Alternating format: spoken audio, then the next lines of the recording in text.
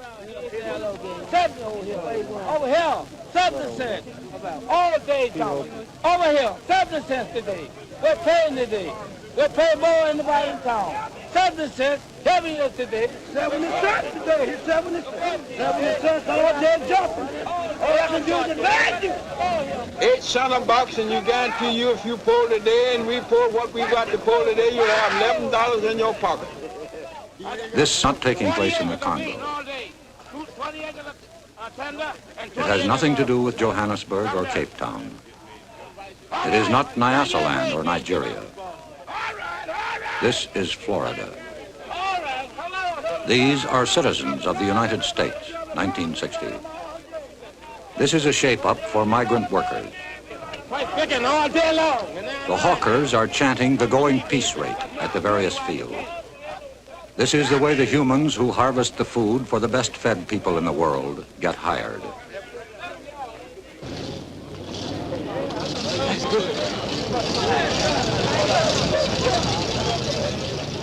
One farmer looked at this and said, "We used to own our slaves.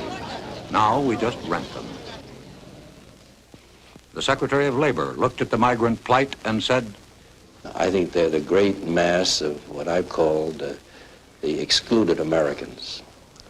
They are people who cry out, the workers and their children and their wives, who cry out for some assistance, and whose plight is a shame. It's a shame in America." The president of the American Farm Bureau Federation, the largest farmers organization, says, "I think that most social workers would agree that it's better for a man to be employed, even if his capacity is such as to limit his income. And we take the position that it's far better to have thousands of these folks who are practically unemployable, earning some money, doing some productive work for at least a few days in the year." This is an American story that begins in Florida and ends in New Jersey and New York State with the harvest. It is a 1960 Grapes of Wrath that begins at the Mexican border in California and ends in Oregon and Washington. It is the story of men and women and children who work 136 days of the year and average $900 a year. They travel in buses. They ride trucks. They follow the sun. Well, I don't know. It don't look like we'll ever get ahead. I guess we'll just have to keep going till we can find something better. A minister named Cassidy, who works with them, says, "They are just as bad as the slaves. Only on name they are not a slave, but in the way they are treated, they are worse than the slave. And somebody has to make thousands of dollars out of his sweat. Is that a slave or not?" They are the migrants, workers in the sweatshops of the soil, the harvest of shame.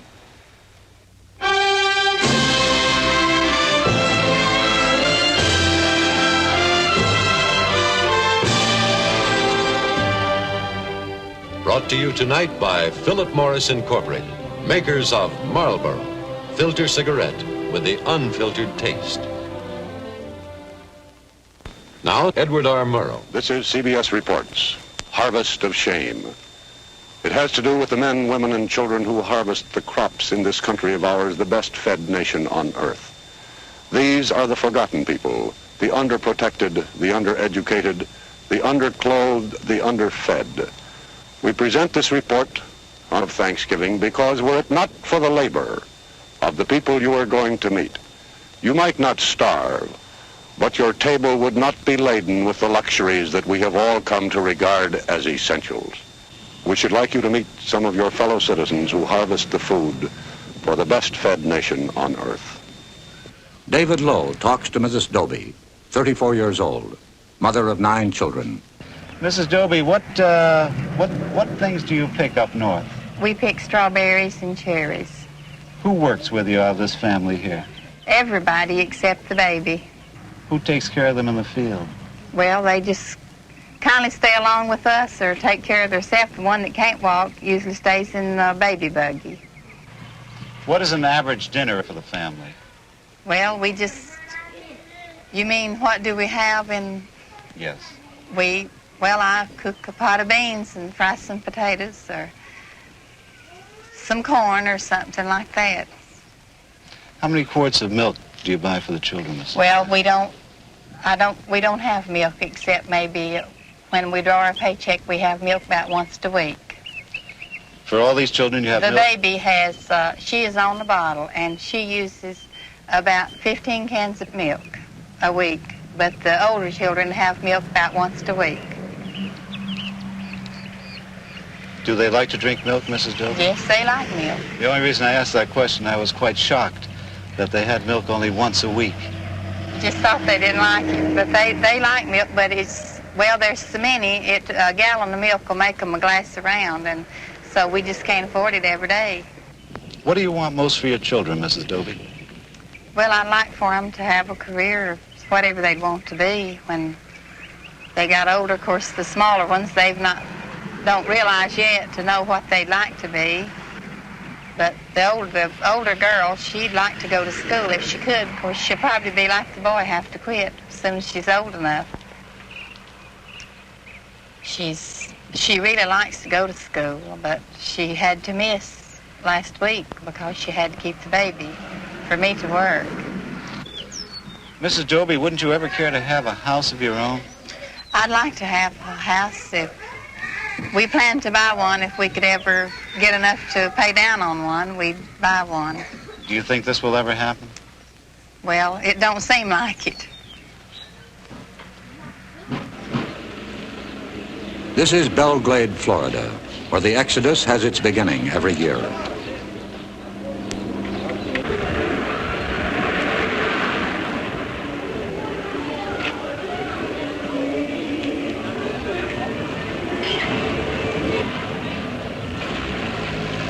The migrants call it their home, what the circus people call their winter quarters, their Sarasota.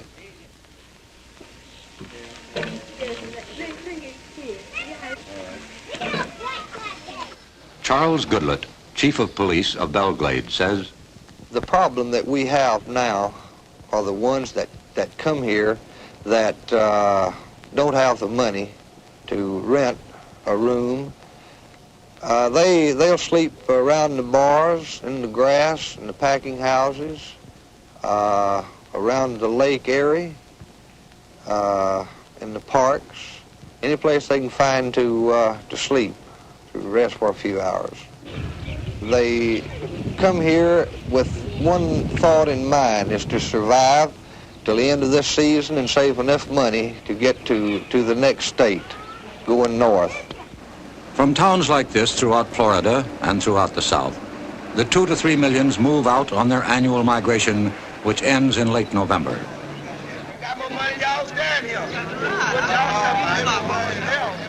They carry with them whatever little they possess, whatever little they are. At the Okeechobee labor camp, while families were preparing to move north, there was still some work in the bean fields. Children, as usual, were left to fend for themselves. Jerome, how old are you? 9. 9. Do you go to school? Yes. Where do you go to school, Jerome? At the Okeechobee Elementary School. I see. What is your sister's name? Lois. That's Lois. And what are your other sisters' names? Catherine and Beulah. Catherine and Beulah. What happened to your foot, Jerome? Dig a nail in out there by the wash house. So you drove a nail in out by the wash house. What did your mother do for that? She put some alcohol on it. Where do you sleep, Jerome? In his bed. You have this big bed? Yes. What happened? How did you get that hole in that bed there, Jerome? The rats. The what? Rats. Now, Jerome, you are taking care of Kathy, of Beulah, and Lois. Yes. Now, are you going to give them lunch today? Yes. What are you going to feed them? I don't know. Do you have any food here to give them? Yes. I see. What time does your mother come home? I don't know. The following day, Aline King, the mother of Jerome, Kathy, Lois, and Beulah, again was picking beans. Aileen King, I saw your children yesterday at the Okeechobee camp. Why didn't you put them in the nursery? I don't make enough to pay for it. How much does it cost to put them in? 85 cents. 85 cents. That's right. Aileen, what time did you come out the field this morning? 6 o'clock. What time would you get home? About 3:30, 4 o'clock. 6 this morning to 4 o'clock this afternoon. That's right. How much did you earn? $1. $1? That's right. $1. Is that because the beans were of poor quality? That's right. Has this happened before? That's right. How much will your food cost you today? About $2. Aileen, how old are you? 29. How many children do you have? 14. How old were you when you first started working in the fields? 8. You've been working 21 years in the fields? That's right. Aileen, do you ever think you'll be able to get out of this kind of work? No, sir. All the migrants travel fourth class. If there is a privileged class, they ride in their own jalopy, in the best Jode family tradition.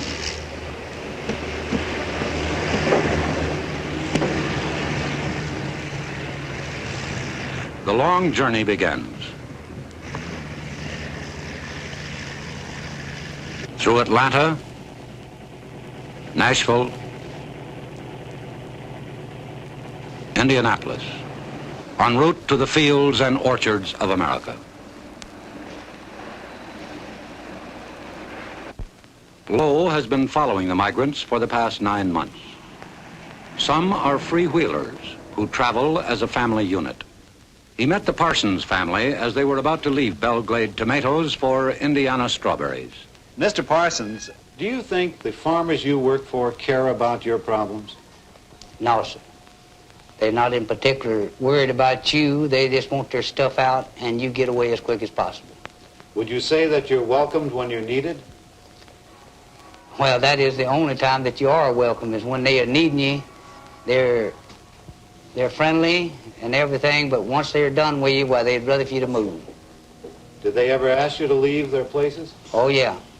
They tell you if you're finishing up like tomorrow, well, they had rather for you to be out and gone in about 3 days, and that way it'll cut down on their electric bills and all of the other stuff. What do you want most in this world for you and your family? I'd like for my family to be well, stay together as much as possible. I'd like to be on a farm somewhere out away from so many people, to where they could attend one church and be interested mostly in one school, and that way I believe they'd all be better satisfied. Mr. Parsons, do you think this will ever happen? Not at the rate that I'm going now, no. Most of them ride 1,500 to 2,000 miles to work in vehicles owned by crew leaders who recruit the workers for the migration north. This is the Roach family looking for work. Mr. Roach, how did you happen to come to this place? Well, I came to Augusta, and I was talking to some people, and they told me to come on down to Waycross, that it was a lot smarter work around Waycross, see? Well, how many miles have you been traveling looking for work so far? About 1,600 and something. Mr. Roach, where did you spend the night last night with your family? Over in the woods. Pulled off on the side of the road, a little dirt road, and slept in the woods outside the car. May I ask you, sir, what did you have for dinner and your family last night? Well, we had bologna sausage and loaf bread. That isn't very good food for a growing family, is it? Well, we made on it. How much money do you have in the world right at this moment? I only have about $1.45. Well, what do you intend to do about food for your family today? Well, I've always worked and I always figured I could get work. I had never been where I couldn't get a little something to do. The vegetables the migrants picked yesterday moved north swiftly on rails. Produce en route to the tables of America by trailer is refrigerated and carefully packed to prevent bruising. Cattle carried to market by federal regulation must be watered, fed, and rested for 5 hours every 28 hours. People, men, women, and children, are carried to the fields of the north in journeys as long as 4 days and 3 nights. They often ride 10 hours without stop for food or facilities.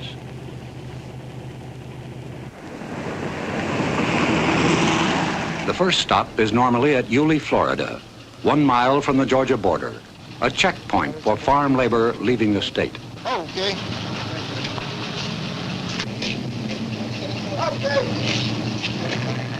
There are other stops. Kingsland, Georgia, for bread and sandwich meats. Darien, Georgia, for facilities.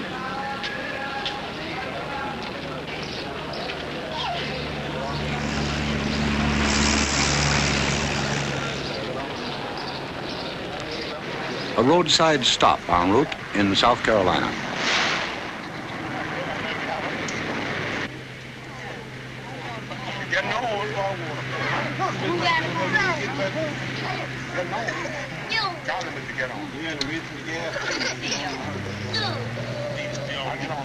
One 1,000 miles north of Belgrade, Florida, by way of U.S. Route 17 and 301, through Jacksonville, Savannah, Charleston, Wilmington, and New Bern, is Elizabeth City, North Carolina, a bean stop, good for 6 weeks' work.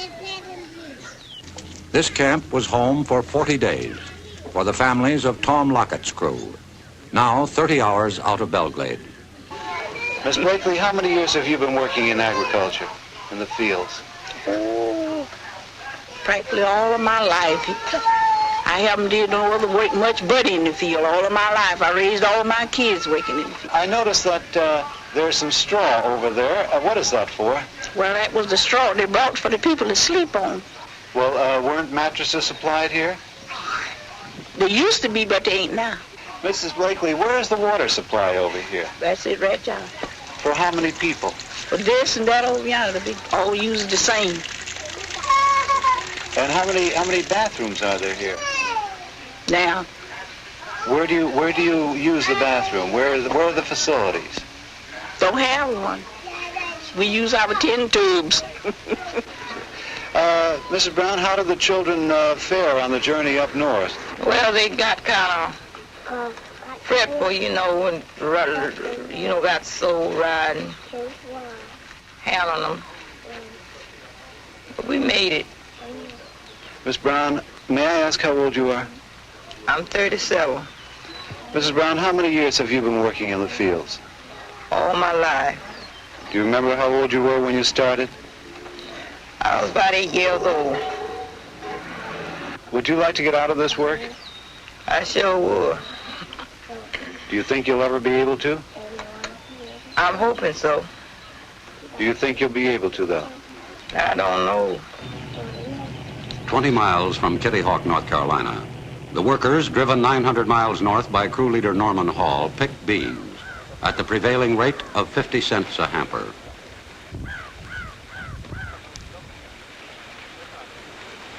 Lunch is not a picnic, whether brought from the labor camp or purchased at the open-air kitchen,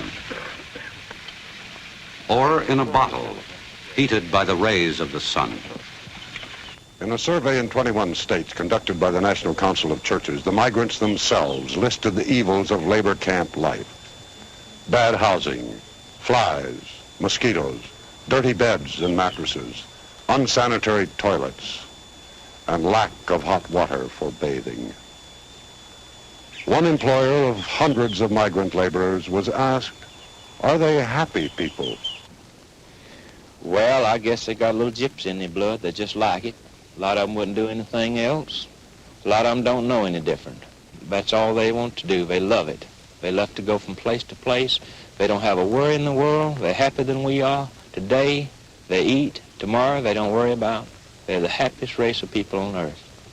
Mr. Jones, do you think that the migratory laborer makes a living wage? They make a poor living. In other words, sometimes it's just like the farmer. Sometimes when things are good, when the yields are good and they can make good money, they make a good living. But take year in and year out from different seasons, different sections of the country, I'd say no, they make a poor living. There are days when beans are not ready for harvest. and that's one more day with no income. Ed King, a crew leader, hauled his workers to this camp at Powell's Landing, Virginia, where they worked 5 weeks pulling corn and picking beans. And when the fields have been stripped in North Carolina and Virginia, the trucks and buses again move north.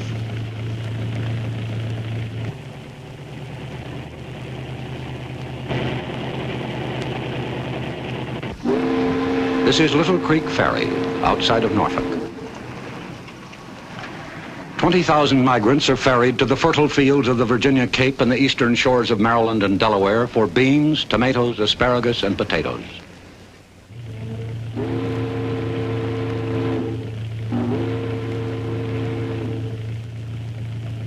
For one crew, hardship was climaxed by disaster, the death of a migrant. We had a little trouble on the road about 4 o'clock this morning, Sunday morning, and our car in a little wreck. One was killed. Has this ever happened before with any crews coming up north? Once I remember, I was in Fayetteville, North Carolina. What happened? Everybody got killed. Every year, as predictable as the seasons, there are accidents resulting in death and serious injury to these laborers. On June 6, 1957, at the intersection of U.S. Route 301 and State Highway 102, 9 miles from Fayetteville, North Carolina, 21 migrants were killed, 17 males, 3 females, and the baby boy. The police report stated one of the causes of the high loss of life was the packaging of the occupants of the truck. Today, only 6 states have laws providing for the safe transportation of migrants within their borders. The state of North Carolina is not one of the 6. Secretary of Labor Mitchell. Hardly a year goes by that we don't read in the paper of some very serious accident where sometimes a dozen or more people have been killed purely because there is no interstate standard with regard to safety. Another complication of the migrant stream is the constant flow of foreign workers into the available pool of domestic workers. Hundreds of thousands of Mexican braceros and thousands of offshore laborers from the Caribbean area, hired by contract, depress the wage scale of the domestic migrant. This controversy is most bitter on the West Coast. Joseph Woods, a Marine combat veteran of the Pacific, competes against the braceros. Lowe talked to the Woods family under a tree, which was their home in California. Mr. Woods, how did you happen to pick this spot to camp? Well, someone told us about it, and they said it was all right to camp here. Where do you get your water supply? We go to town after it. And how do you bring it back here? In cans. We have a 10-gallon can. What do you use for sanitary facilities, Mr. Woods? Well, just get by the best we can. How many days will you have to be picking cherries in order to find enough money to move into a house, Mr. Well, Woods? probably quite a few. They usually want a month's rent in advance, so by the time the cherries are over here, we'll be moving somewhere else anyway. Mrs. Wood, tell me about the children. Do they go out in the orchards and work with you when you work? Well, we have taken them out sometimes, but they're a little too small to work. Who takes care of them here? My father stays here and takes care of them usually. Do you think that you'll ever make enough money picking fruit, Mr. Woods, in order to get settled down in one place and have a home of your own? I don't think so. Throughout the United States, there are others, like the Woods family, who are not able to enjoy the luxury of living in a labor camp. In New Jersey, a few miles from Princeton, is this labor camp. There are 2 water taps and 2 outhouses.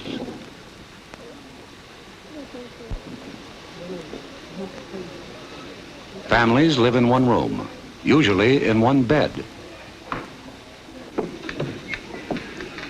The single men live in the bull pit.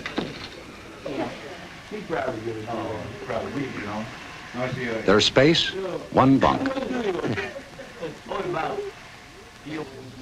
4 people live in this room in New Jersey. A family of 6 will move into this room. Nearby, a trotting raceway has new stables for horses. They cost $500,000. At Cutchogue, New York, 300 migrants live in this camp owned and operated by the Potato Growers Association of Long Island. This is migrant housing, 90 miles from Times Square.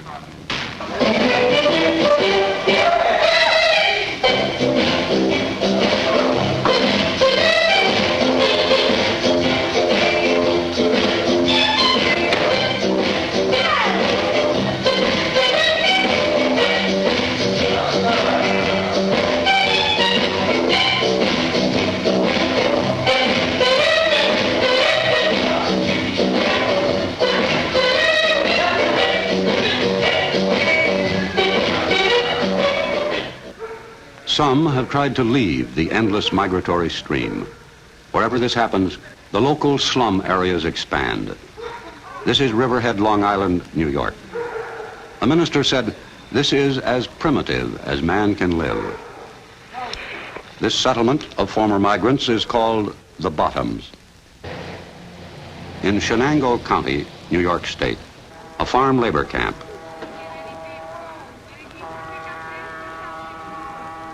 The ultimate goal of Ed King's crew, 1,257 miles from Belglade. The migrant mission serves 1/2 pint of milk and 1 cracker to each child. This is their lunch.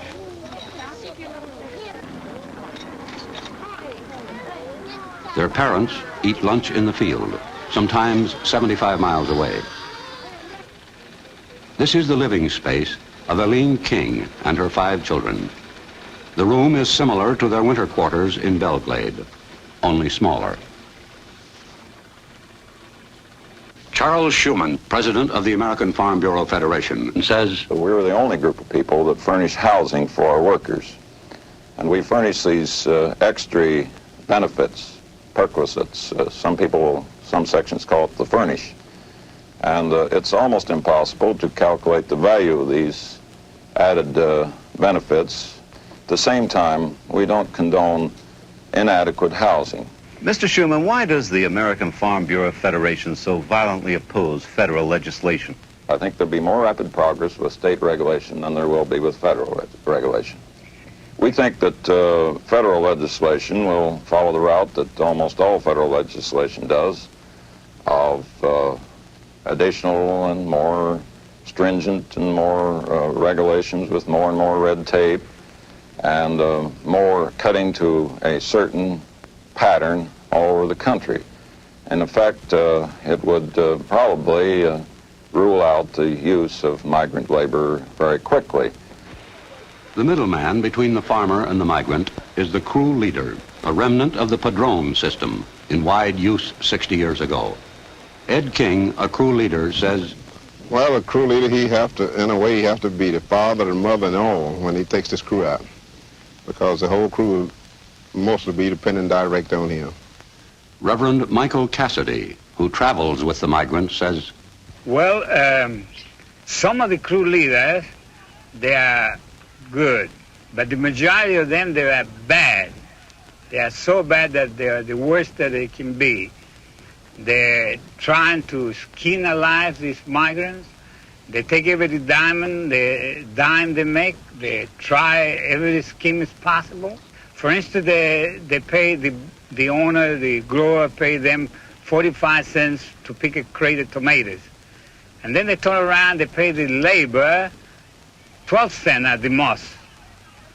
And natural, they have 3 or 40 or 50 or 100 people picking tomatoes. He makes, I know a man last year making here, right in here, $14,000, a crew leader. And all the men they left in here, and I met him in Alabama, they were broke. They didn't have a dime because they didn't make the money themselves. Everyone who knows anything about this situation agrees that the best hope for the future of the migrants lies in the education of their children. But for the children of migrants, education is not easy to come by. There are 600,000 of them. Most state child labor laws ignore farm children. And so far as the children of migrants are concerned, almost without exception, they leave school at the age of 16 forever. The United States Office of Education reports that the migratory workers have the highest rate of illiteracy in the country. Approximately 1 out of every 500 children whose parents are still migrant laborers finishes grade school. Approximately 1 out of every 5,000 ever finishes high school. And there is no case upon the record of the child of a migrant laborer ever receiving a college diploma. Only 6 states have summer schools for migrants. The New Jersey School Center is at Cranberry. Laura, how old are you? 11, 11. What grade are you in? in the 6th. 6th grade. Do you intend to go to high school, Laura? Yeah. What would you like to be? I like to be a teacher. What would you like to teach? I like to teach the 5th grade. What do you think about going to school here in Cranberry, New Jersey, Harriet? I like it. I like it. Well, good. Would you, do you have any idea what you want to do when you grow up? Be a teacher. Well, good. How old are you, Patricia Ann? 8. What grade? 9. What grade are you in? 4. Do you have any idea what you want to be when you grow up? Yeah. What's that? A nurse. Otis, what would you like to do when you grow up? Be a doctor. You going to be a doctor? Yes. What kind of a doctor, do you know? I think I'd rather be a dentist. A dentist? Cure teeth. Mrs. Christine Shack, their teacher, was asked about her pupils. Mrs. Shack, do your pupils, who are, most of them, children of migrant families, are they anxious to get an education? Terribly anxious, even more so than the child in the normal school year. Do they get any help from their parents as far as schoolwork is concerned? Usually you will find that the parents themselves are not educated. When we go out to enroll the children, oftentimes the parent will make an X and the person interviewing will have to sign it in order to get permission for the child to be enrolled in school. Mrs. Shack, how does this problem affect you personally? I think maybe I feel a bit of responsibility toward these children because I realize that we here in New Jersey reap the benefits of their parents' labor, and the children are suffering because their parents are here doing this. I saw one bright little girl. Her name was Laura Weeks. Will she really have a chance to continue her education? Laura is from a rural area in Florida, and she is from an exceedingly large family. In fact, I believe there are 8 or 9 girls, all girls in the family. They have been coming to New Jersey now for about 3 or 4 years, to my knowledge. Laura is one of my returning pupils. I've seen great progress from year to year in Laura. We've had her for 3 sessions. However, I think because of the family's financial conditions and the size of the family and the fact that she is in a rural area, that she probably will get no farther than upper junior high school or maybe complete high school with luck. What about Harriet Damon? Harriet, too, is from a very large family. There are 9 children in the Damon family. We have 6 of them here in the summer program. She is the oldest of the 9. I doubt seriously that Harriet will have an opportunity to advance her education. One can't help but have compassion for those who find themselves in such a condition. The federal government spends $6.5 million annually protecting migratory wildlife. This year, Congress failed to appropriate $3.5 million to educate migratory children. Senator Harrison Williams, chairman of the Subcommittee on Migratory Labor, was asked if state or federal legislation was the answer. Many aspects can only be successfully dealt with at a national level. For example, wages. We see states in competitive positions. They're reluctant to raise wages through legislation in their state because their farmers are competing with farmers in other states. And we see in education some states who have taken great strides. We can't expect states to do it alone when they know their neighboring state with whom their farmers compete are not doing anything. We know that just about everybody in this country has some federal support for adequate housing through FHA or whatever the program is, except the farm community. And the migrant farmer is the most poorly housed member of our society. Senator Williams, a Democrat, and Secretary of Labor Mitchell, a Republican, have called for legislation which will probably come before the next session of Congress. And only last week, President Eisenhower made the Presidential Committee on Migrants a permanent body. But the real problem is that there are many kinds of farmers and many kinds of crops. The big mechanized grain and dairy farmers use little or no migrant labor. Some of the major canneries do pay fair wages and provide adequate housing. However, it must be stated that most of the fruit and vegetable farmers find it economically impossible to build good housing like this to be used only 6 weeks a year. The farmer claims he is trapped between what society expects and his market demands. Howard Jones, a grower in Florida, was asked if he knew what his beans, picked that day, would bring in the market. Well, you can't tell from one day to another. Some days you'll go down there and you'll get $5, and I've seen them drop to $1.50 the next day. Or one day they'll be $3, and the next day they might be $2, or one day they'll be $2, and the next day they could be $4. Who sets your price? Well, that's what we're all trying to figure out. Everybody, I don't know the answer, but the chains seem to have more to do with setting the prices than anyone else. There's too much difference between the price that they're paying the farmers all over the country. And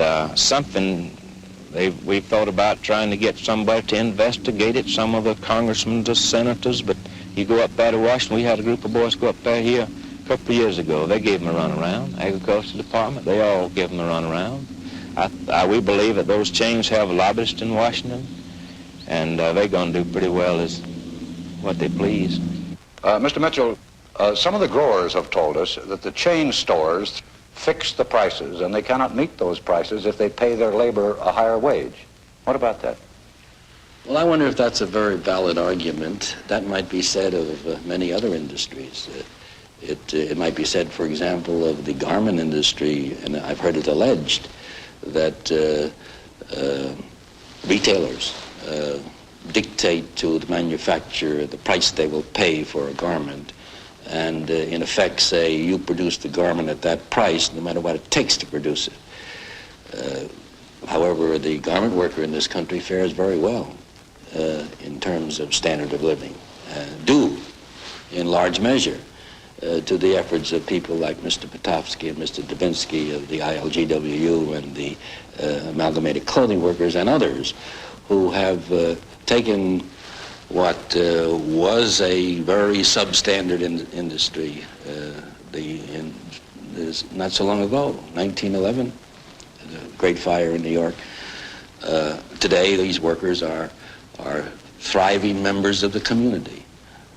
And the price that my wife pays for a garment today, she gets a much better garment than her mother ever had at a lower price. So this argument that the farmer has to meet the dictation of the chain store leaves me rather cold. The migrant farm worker occupies the lowest level of any major group in the American economy. The soil has produced no Samuel Gompers or John L. Lewis.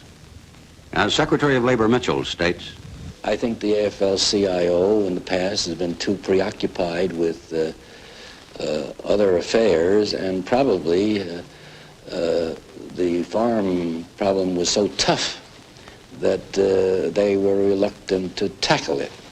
I think their attitude and policy has changed, and they're making a greater effort now to organize than they ever have in the past. Farm labor, however, is excluded from all federal legislation designed to protect the rights of those engaged in interstate commerce to organize and bargain collectively. In 1959, the AFL-CIO set aside $100,000 in an effort to organize the fruit pickers of California. One of the large growers in California was asked what he thought of this effort to organize the fruit pickers. I think their very lack of progress and their very lack of success in signing up members has shown that the industrial type of union which they represent has no place or application to agriculture. Charles Schumann, president of the American Farm Bureau Federation, was asked how his organization felt about unions. I think that the agricultural worker needs to have the right to change jobs, freedom to move about, freedom to quit if he doesn't like it, freedom to protest, freedom to negotiate where they are organized, but the right to strike at the time of harvest ought to be regulated in some manner. The AFL-CIO Organizing Committee in California thinks differently. Earlier this year, they called a strike meeting of cherry pickers in Stockton. Always on the go for a winter steak in summer, and the pay has been too low. A meeting reminiscent of the days of auto and steel organizing in the 30s. We must stand as one or fail. Keep your hand upon the dollar and the dime for every pail.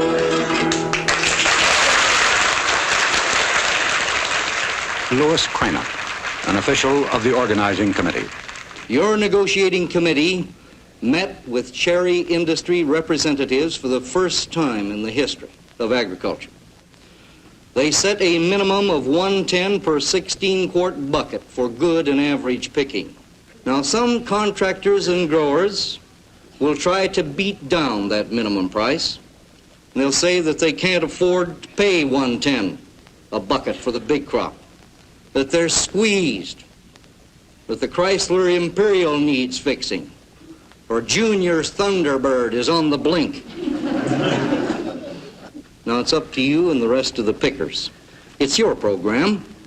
It represents united action. Sure, you can get a job, but if you can't live on what you make, what good is the job? You make about $5 or $10 today, and tomorrow you just looking for a job and stay on the street looking for a job. You don't got no job another day. And what do the local people supposed to do? We live anywhere, in a tent, under a shade tree, under a river bridge. We drink water out of a creek or anywhere we can get it.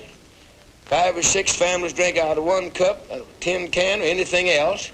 We're to blame. We tolerate that stuff. If we stick together and say we won't do it, we won't pick your cherries until you give us some restrooms in the field for the ladies, some for the men, and some water fit to drink, we won't pick them. We'd get them. The fruits of the earth must be harvested to feed and sustain mankind. What have you to show for picking since the harvest has begun?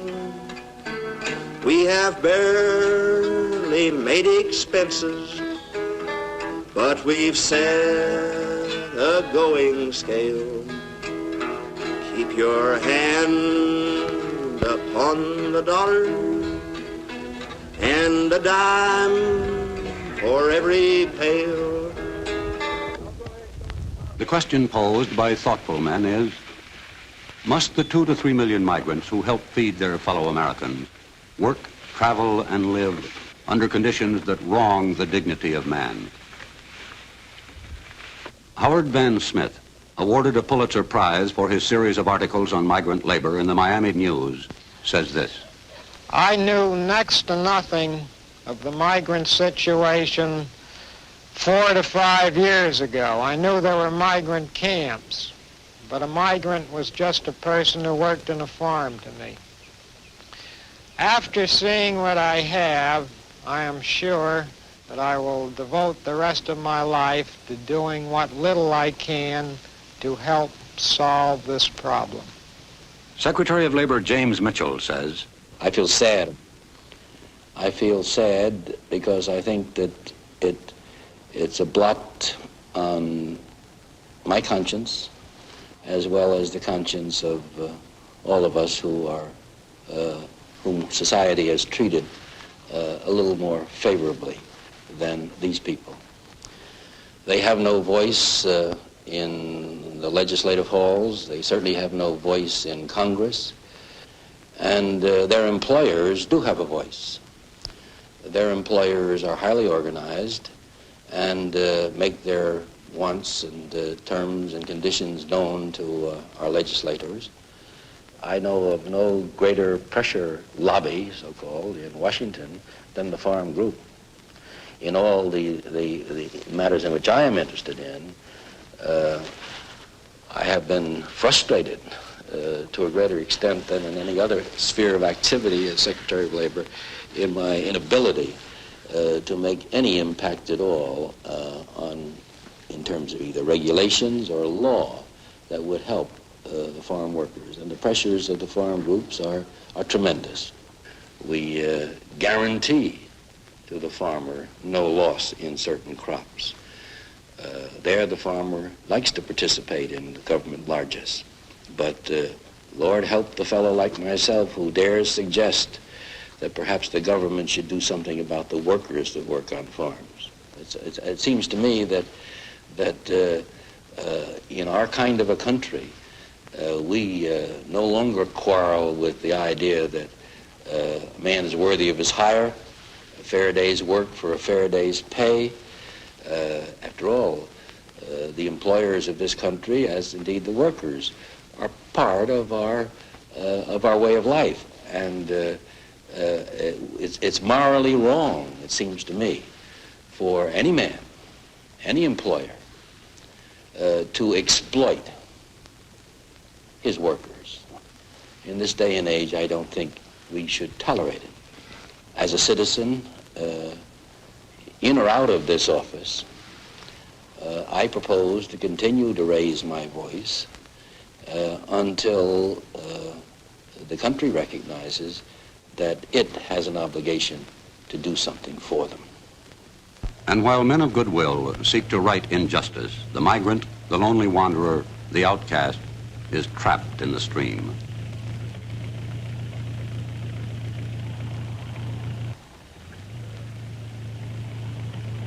Now it is November.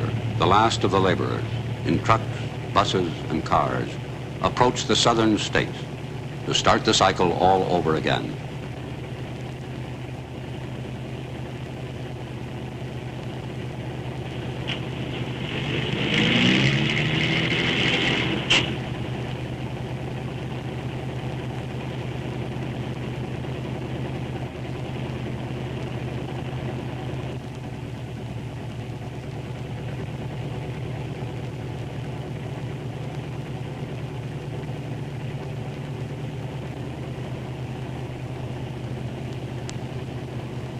The Sunshine State welcomes them back. Homestead, Immokalee, Pahokee, Belglade, and hundreds of other communities. This is home. New housing is available. The rent, $15 per room per week. The migrant is at the mercy of the weather. This year in Florida, there was a freeze, killing beans, tomatoes, celery, corn. Its byproduct was a bread line. Migratory farm workers are not eligible for unemployment insurance.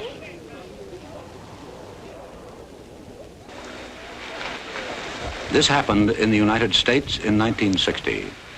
A line of humans waiting for a ration of tinned goods, milk and bread.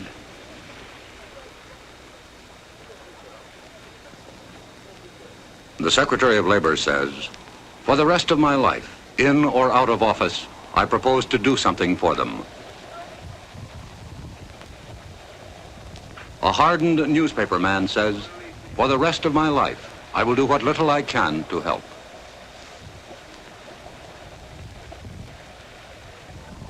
But perhaps Julian Griggs, a chaplain for the migrants, speaks for all of us. Is it possible to have love without justice?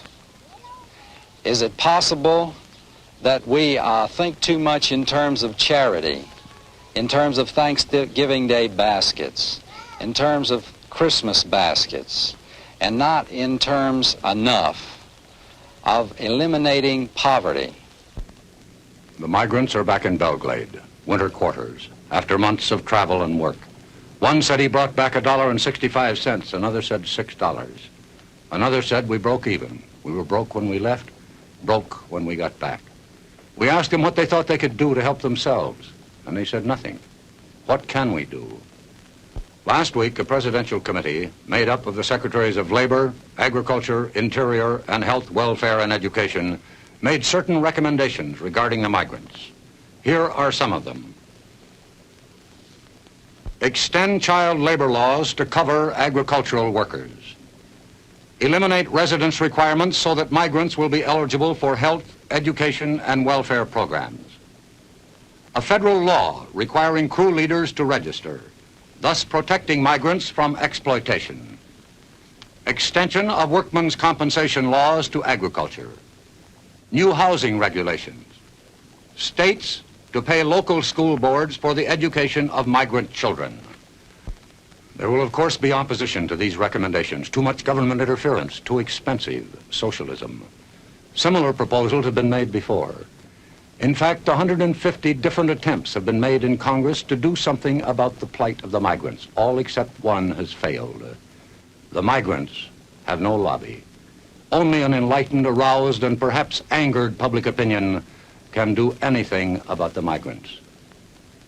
The people you have seen have the strength to harvest your fruit and vegetables. They do not have the strength to influence legislation. Maybe we do. Good night and good luck.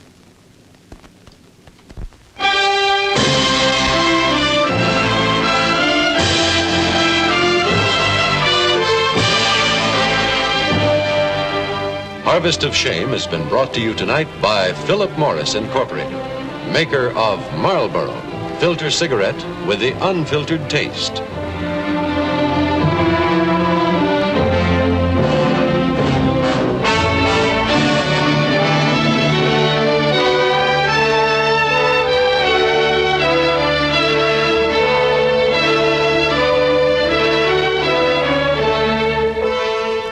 CBS Reports, Harvest of Shame, was filmed and edited by the staff of CBS Reports under the supervision and control of CBS News.